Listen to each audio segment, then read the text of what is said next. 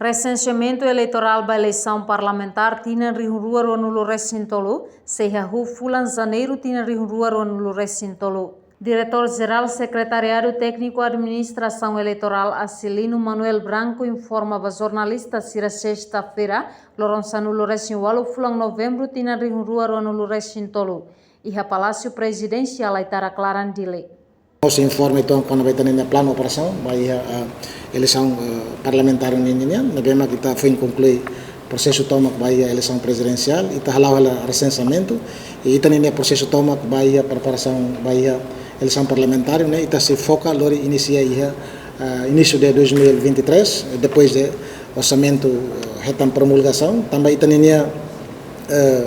e também o resultado dos levantamentos batalha também plano operacional se concretiza depois do orçamento de 2023 promulgado. Portanto, vai ser na última que está enfrenta, apresenta a excelência presidente da República e o presidente da República deseja bom trabalho para depois belo serviço a moto com o componente todo, belo garante de que a eleição de novembro credível no sucesso de Utania futuro. Nemos dejan estar esse anúncio resultado do serviço balão e a fim de dezembro rua no recém rua. Continua a fazer processo, né? Depois do resultado do tribunal, portanto, depois de tal comparação, eleitores ainda não participa da eleição presidencial, né? Primeira e segunda volta e aumenta 1,10%. Significa que por volta de quase 10 mil eleitores foram na mesma recência e depois do Tribunal de Recursos foi sair resultado da eleição presidencial.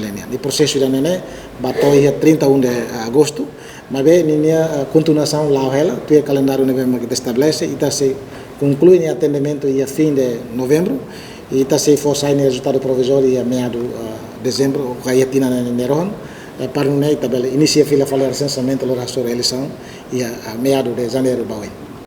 Reportagem Prisca Sara Domingas Amaral, Televisão Timor Post.